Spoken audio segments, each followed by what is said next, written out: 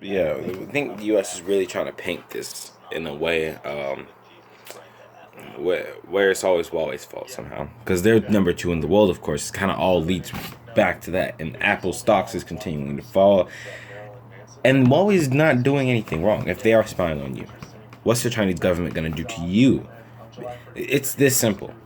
If the government really doesn't want the Huawei to be within the government, here's a good idea: don't buy a phone if you work in the government from Huawei.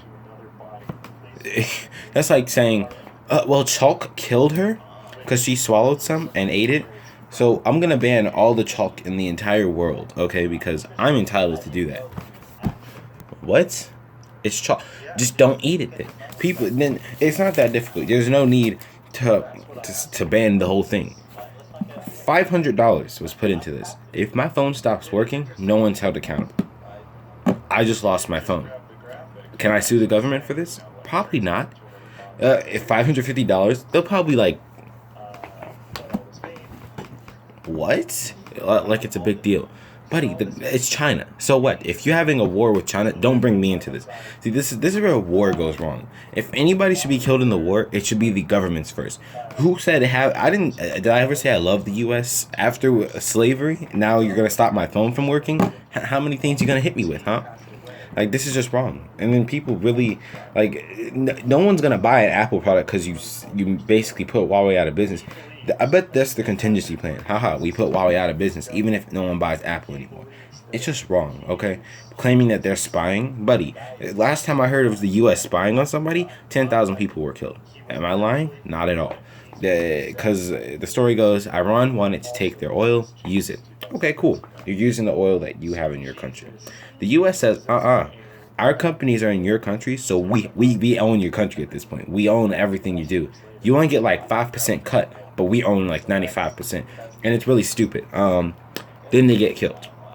They kill your people, take new presidents that will support them, roll the money through. That's kind of how it works. As weird as it sounds from a movie, that's how it works, okay? So yeah, rest in peace, Huawei. I mean, yeah. Wow. Stealing trade secrets. See, here's the thing. Huawei, and here's what Marco Rubio says, and I quote, Huawei is a Chinese state-directed telecom company with a singular goal: to undermine foreign competition by stealing trade secrets and intellectual property, and through artificially low prices backed by the Chinese government. The communist Chinese government poses the greatest long-term threat to America's national economic security, and the U.S. must be vigilant in preventing Chinese state-directed telecoms companies like Huawei and ZTE from undermining and endangering America's 5G networks. Future cutting-edge industries like driverless vehicles and the Internet of Things depend on this critical technology, and any action that threatens our 21st century industries from developing and deploying our 5G undoubtedly undermines both our national and economic security. Whoa. Do I have some words for you, Marco Rubio?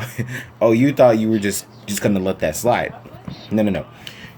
Starting off with this first claim, Huawei is a Chinese state-directed telecom company with the singular goal to undermine foreign competition.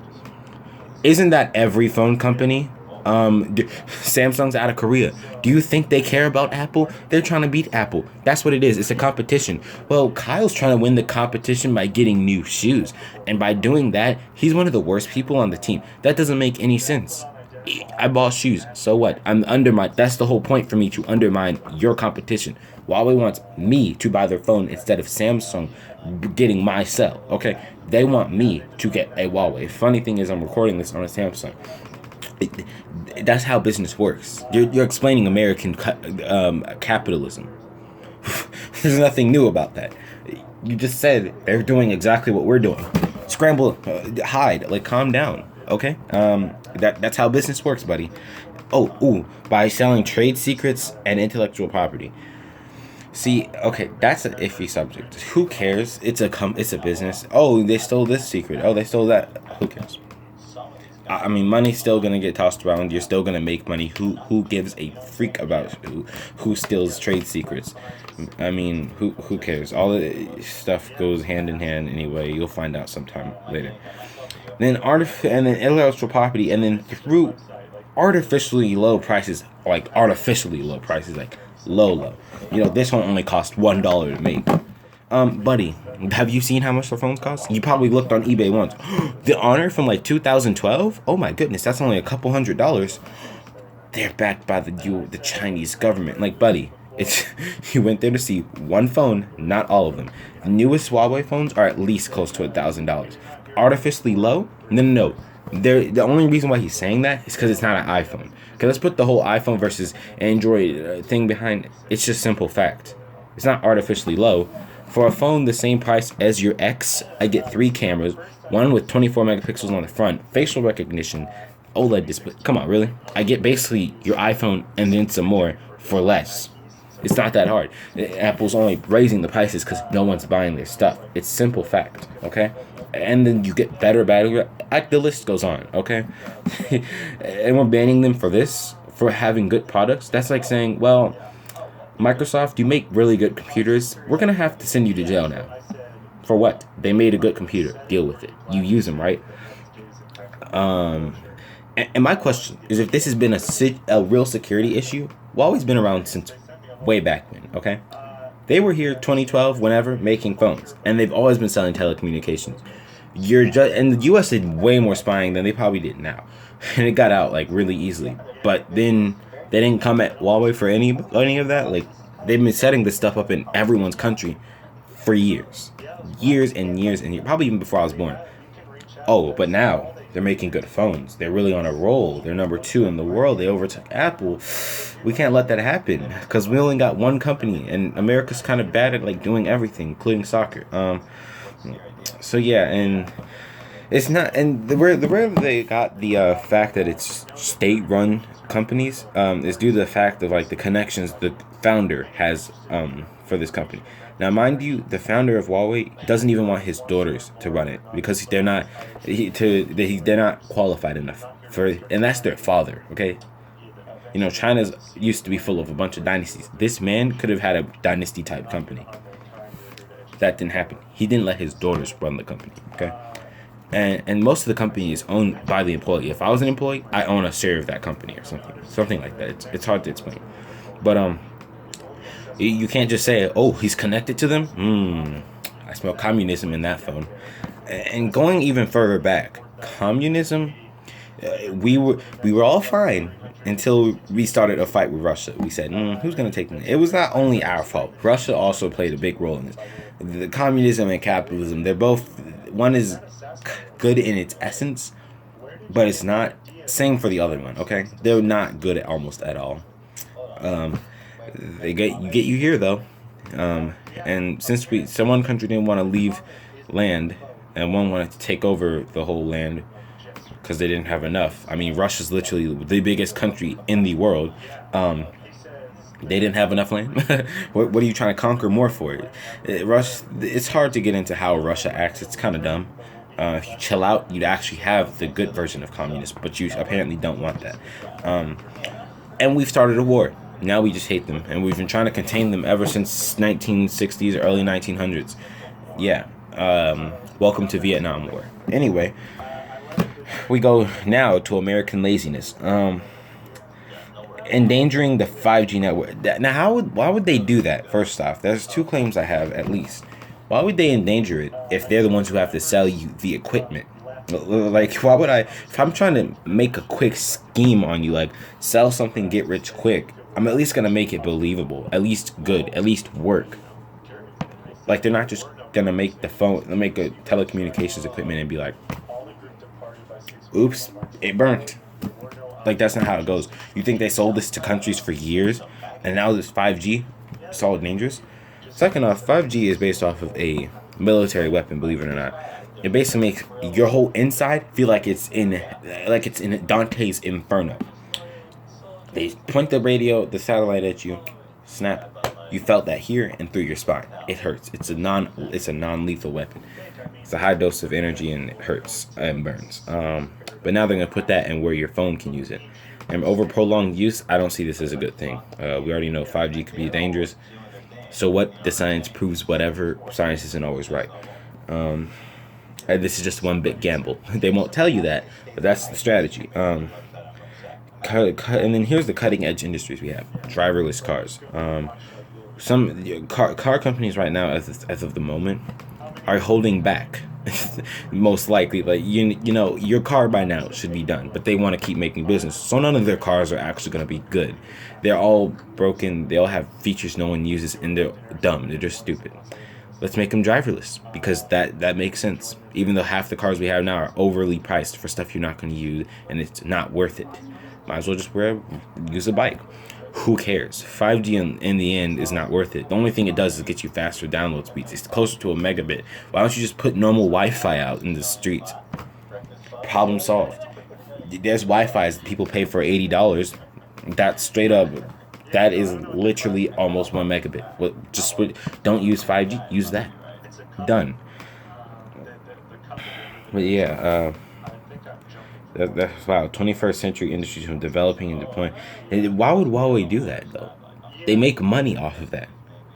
It's like telling me, well, we see you have this business, but it's gonna destroy our stuff somehow, even though you've been selling for years. How do you think they would have sold that much telecommunications equipment and then not been able to actually make a functioning product or something that would destroy it?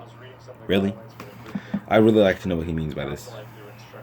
Now, I'm not sure we can trust an audit on Huawei any more than we can trust the Chinese government to hand over intelligence showing they do not steal intellectual property from American companies. Goes both ways, buddy, and I'm not talking about the I Love Friday song. Are you unoblivious that the USA spies on like everybody? Buddy, we know every country from the inside out. Really? Come on. Of course, they're not going to give it up. That's like asking them, how many nuclear missiles do you have? What's your real capability? Like, come on, really? No, we can't trust them. No, you can't. It's like trusting someone who committed a crime. They're not going to tell you. The U.S. must develop a long-term whole-of-government strategy to protect against state-sponsored technology theft and risk to critical supply chain. The only risk to critical supply chains there was Apple. That's it.